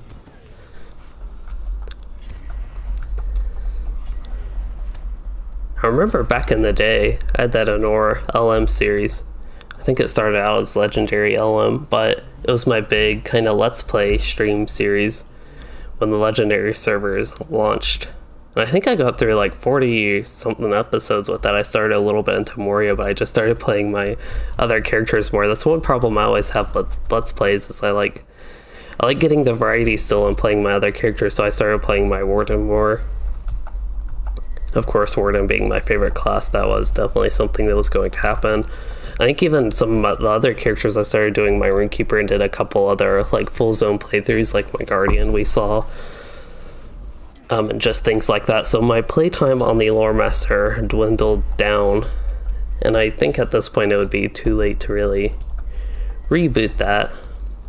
I think the Dwarf NPC does everything automatically, so I'm pretty sure I can run through and pull everything. This is for anybody that hasn't watched any of my other missions things. When Ozma signals me to stop, I actually like to run through the whole thing and just pull all these extra ads. And I think Ozma, there's something that just heals you throughout this mission when you're near Ozma. So there's less of a chance of you dying, I guess, like with all these mobs compared to if it was normal. And I'm actually taking a fair amount of damage. My morale's going down. I'm also on a squishy class. I thought when I ran this on my minstrel, I thought I actually wouldn't survive even with the heals that we'll see in a minute I'll be getting at least. Unless they change that. It is possible they change that in this update 28.1.1. But once I get near the Dwarf Ozma again, I think I should be getting healed. Wow, they just totally went through that. I think I went the long way around on accident. Let's see, I'm actually not getting healed right now, so I'm curious if they changed that or what happened. Maybe they saw people were too OP being able to do that. That's unfortunate because there's a long dialogue with the dwarves, or with the dwarf, but the orcs and the warg spotting us, so I just like to make use of that time doing some other things, but I guess it's unfortunate. It actually looks like Ozma's still there fighting all those guys. Ozma has plenty of morale and plenty of damage, I think, but I'll go ahead and get Sticky Gourd would be a good one to get up. I don't want to do all too much damage at once. which I guess Sticky Gore just did. And Lightning Storm, if I can coat the ground in fire, that's something else that would help. But yeah, I am not getting healed. He used to get healed a ton, as I've mentioned. So I guess they removed that in update 28.1.1.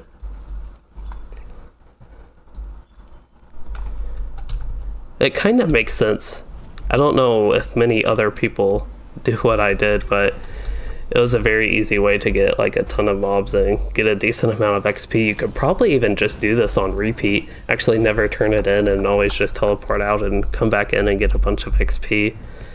And even a bunch of loot like super easily, because again, you're getting out healed for everything the enemies do. At least that's the way it used to work. So I need to focus on the mobs attacking me, of course, and I think I have, all my skills are grayed out, so it's kind of hard to see exactly which skill is which, but I do have AoE dazes. This will just take me a minute to get back set up. I'll actually get a pet out this time. I don't have any potions on this character, it doesn't look like. Any morale potions. I actually have these I could use. They're better than nothing. I didn't have enough mobs attacking me, so I feel like I need this warg.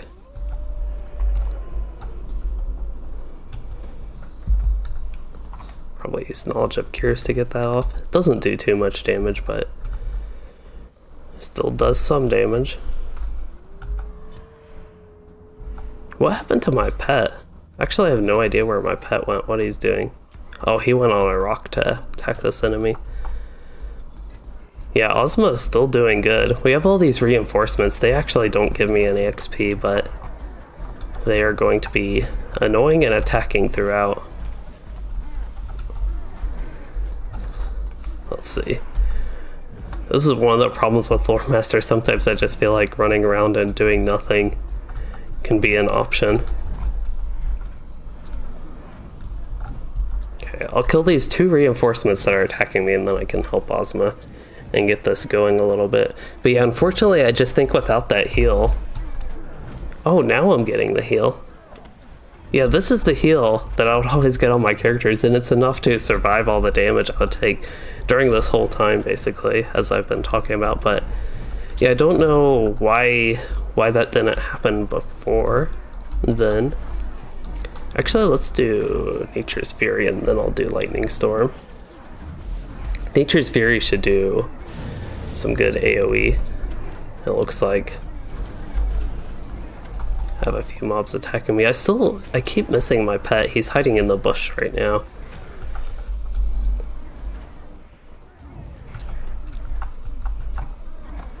Okay, so things look settled enough. Oh, actually, I guess Ozma deactivated after that. Wow. But I think things have settled down enough where this is much more easily manageable, especially because I am getting that heal. But yeah, sorry everyone, I guess, for the slowness there about this mission with that. I did not plan for that to happen.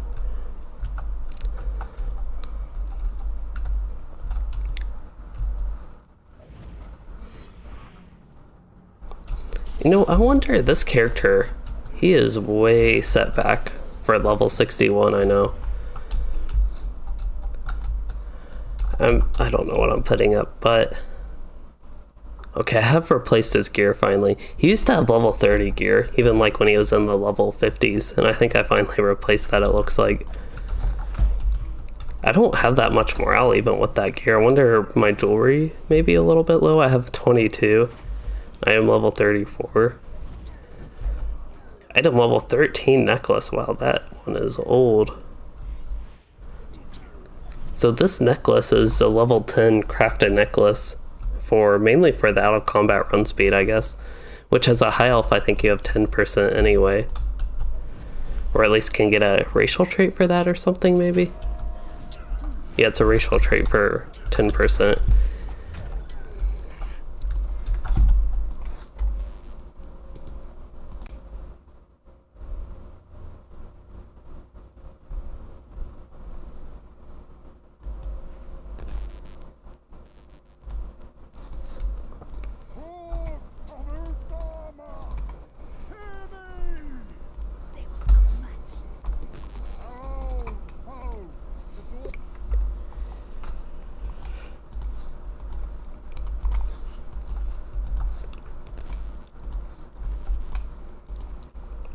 So I'm thinking, because the raid is pretty much not going on, it seems like, I'm thinking I'll probably finish this character up and then go to my warden, and I suppose that'll be a good point to get wrapping up with this stream after that. So, okay, finish now. I thought it said travel now again.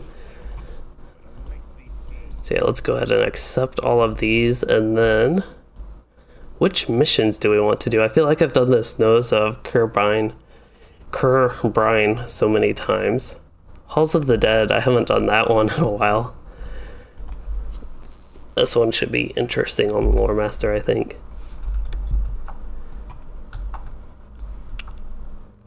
Whoa, 4,000. My numbers might just, yeah, my numbers are just really off. I thought that was super low morale, but getting used to the other characters that we played. So I'm actually going to run through. I know this has kind of been a theme,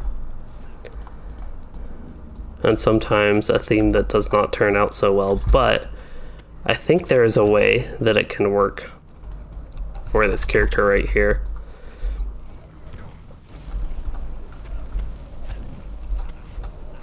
And I have, if I do need it, I have Wisdom of the Council. That's kind of the big thing. I'll actually use Bane Flare. Yeah, and I do need it.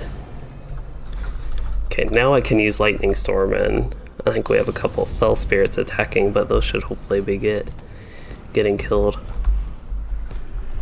And running in and out of that area is not going to help.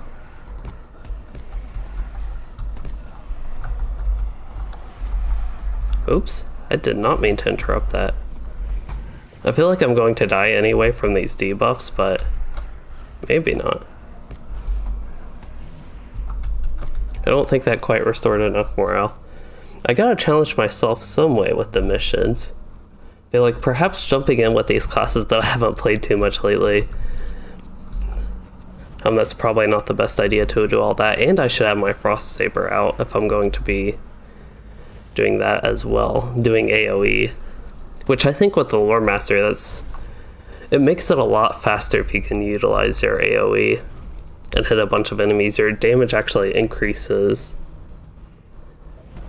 I don't know if exponentially is the right word for it, but probably something like that. But basically, Sticky Gourd, it has an area effect on the ground per target it hits, and even does an AoE per target it hits, so it kind of has that chain effect basically. So it really is a lot more efficient to be able to hit that on a bunch of mobs at once. But again, the Lore Master is squishy, kind of the downside if I do try to pull a bunch like I did there. And I think I should be good to pull this, but again, I think in general, just because missions this would be super easy to run through, I feel like I have to make it more exciting just for myself a little bit. Okay, once again do Bane Flare just to get them temporarily deactivated in a way. Actually use Sticky Tar while they're deactivated a little bit, because we will get the little white things, and I think I'm actually going to use, now that I use Lightning Storm, I didn't mean the whites will get the spirits. Now that I use Lightning Storm, I can use Since Go to War. Once you get Water Lore, actually on the Lore Master, surviving things like this would become a lot easier for anybody that doesn't know. Maybe with the Lore Master you get, I think that spell you get at level 70 something is pretty high, maybe even 72, 77, something like that, but it helps a lot with survivability.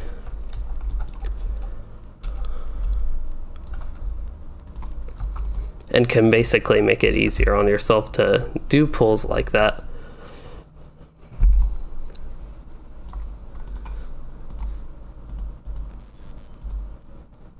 I wonder how many motes of enchantment. I gotta be piling them up a little bit on the server. Especially running through the missions on so many different characters. I know you get 5 per mission, so if I do like 3 missions per character, it'd be like 15 per character plus the daily, which gives 42. So even with that, I'm getting probably under 60 motes of enchantment per character.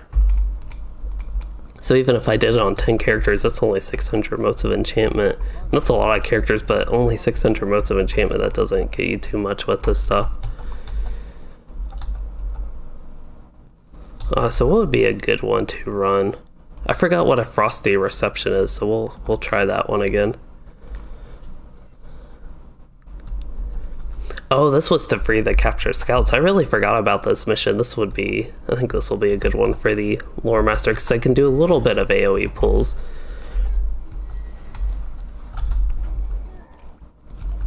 And I can use my strong spells more, and burst, which is what the Lore Master is good at, I think, and it'll be small enough that it's very easy to manage.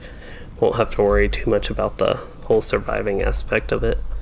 And this guy has managed to stay out of all of my AoEs.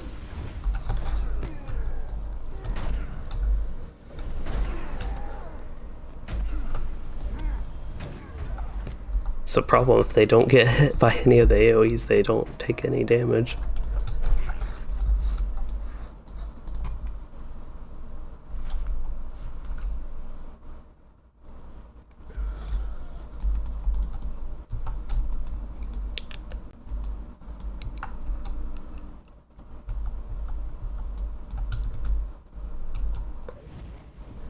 So this is probably... I was actually thinking that I would do my Warden next.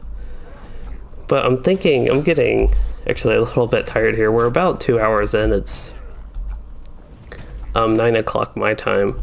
I'm actually thinking about wrapping the stream up after this. I know it hasn't been too busy, like active of a stream, which is okay. Probably it's election day in the US, so probably people paying attention to that. I didn't even think about that when I started the stream, but I think it's a thing even like in the game, the activity seems to be a little bit lower. Also, my kinship on Arkansas, we didn't get to running the Endgame because people weren't playing. So I'd guess that is a big reason for why that is going on, but anyway, I think with the stream being less active and because it's getting a little bit late for me again, I'm fine skipping the Warden even though I initially planned on that. This guy, he keeps trying to do an induction. He's trying super hard to get that off. He finally did. And I'm just going to use all my spells here. I really hope I don't need to use Wisdom of the Council. Okay, I'll use Knowledge of Cures to be extra safe. I don't think any of those debuffs did damage. But just kind of for a recap of the stream, we have done missions on a bunch of different characters. I actually got a good variety. This is probably the most variety and most fun I've had doing missions. So far in update, whatever update we're in, update 28, or of Three Peaks, rather, the mini expansion.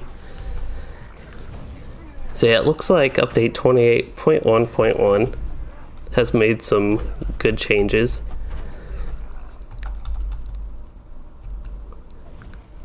Because at least there is some reward now. And again, for level 130 characters, you do get the Embers of Enchantment, the 500 of those, so it's just a little bit of help with that, and also the Virtue XP for running through however many missions. And if you were a level cap character or a high level character where you actually go through these regions, you could get the Slayer deeds for them and be doing that as well. Looks like these mobs aren't dropping loot, which is odd. Most of the mission mobs drop loot, but these ones are not for some reason. That's kind of sad, actually. I meant to use Blinding Light and not Cracked Earth there.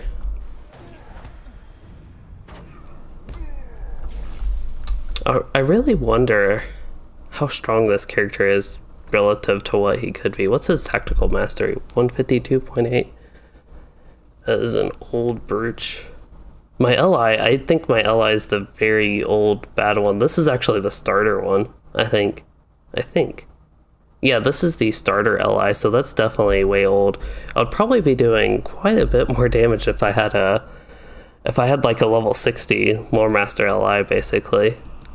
That's one thing with this character. I think I mentioned he has been outdated in the gear department for a long while. It looks like I missed once again the first captured scout. That's the one you have to go back in the middle for. But I'll do that, then teleport out. Looks like I have a map to Mirkwood Emin Loom. Novice. Requires Novice and Invader of Mirkwood. I don't think I have Invader of Mirkwood on this character, even though I started Mirkwood on him, I think. I have my map... Oh, Inidwaith, that's what I was doing on this character, not Mirkwood.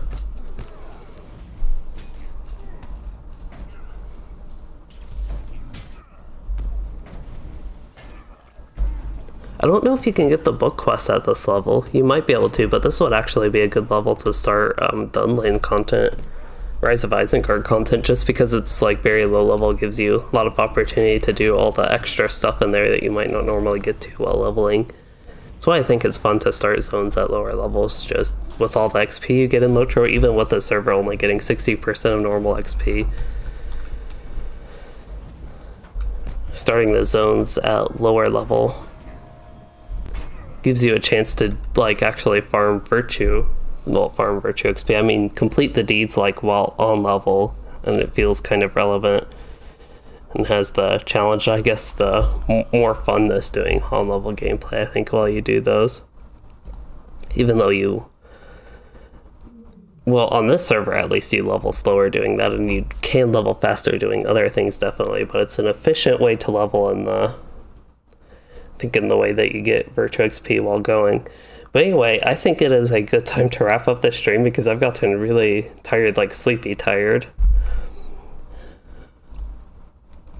the past few. But again, I had a lot of fun running through the missions and exploring all my different classes. This makes me want to do more low-level content in LOTRO. I think that's just something in general in the future that I might shift towards doing. I might do the endgame content maybe like once a week, and although I am exploring the Elder Slade zone slowly, I've gotten distracted by Harvest Math, the Fall Festival, so maybe for the next few weeks, I'll still have a focus on the new War of Three Peaks, new Update 28 content, but maybe shift that towards once a week in the future and try to get a little bit more variety, start doing some of the lower level stuff that I find really fun in LOTRO, try to get back to that, I think.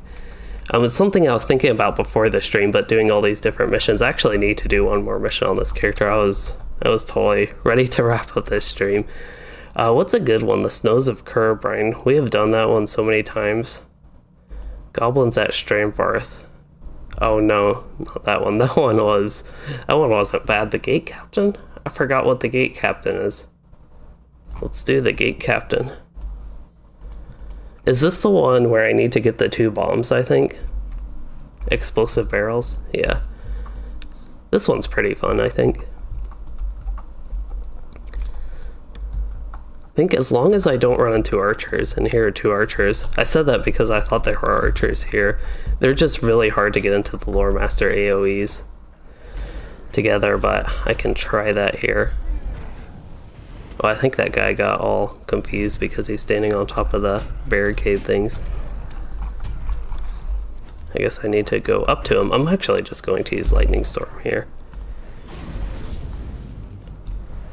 Wow, I used my heal, which restores like half of my health, and I still went right down to 600-700 again. That was crazy. I don't know what happened there. What did all that damage to me, but something did a ton of damage to me right then.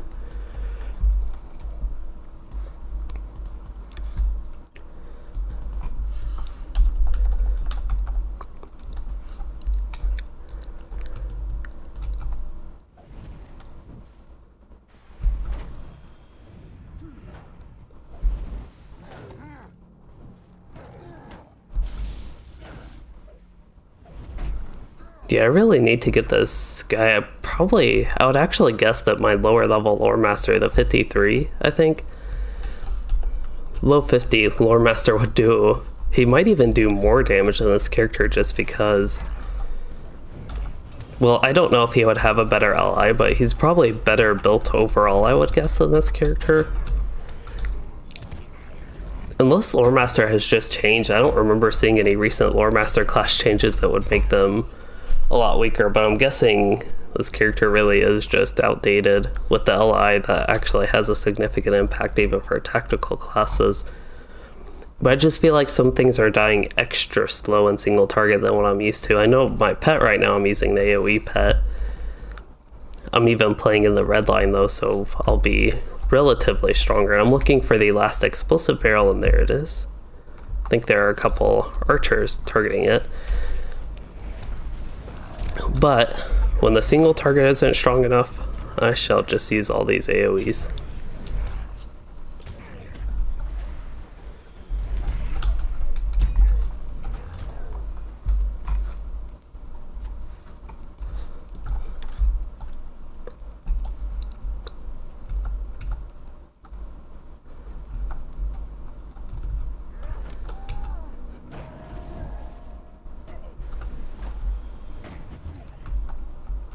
So let's try. This will probably be my last good chance to do much AoE.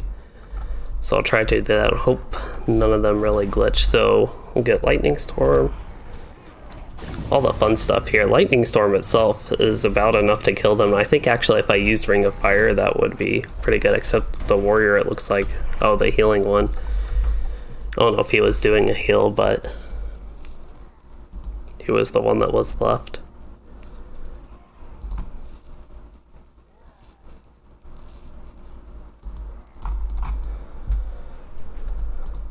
Something did 5 damage to me. Is that the powder burns? Wow, that does so much less damage than the Sundergrot one from the Goblins. Let's see how many Burning Embers dots I can get on him. You can get a ton of them if you have some AoE sticky gourds going, I think. If I remember correctly how that works. I still have a lot of Burning Ember dots, and that's kind of how the Lore Master damage, I think, slowly builds up over time, but builds up decently over time once you have all these dots going. All those ticks, even though it's not a bunch of damage each one, it's still slowly burning the enemy down. I think it's also a fun thing, just dots like that are fun. Basically kicking the enemy, burning the enemy in fire.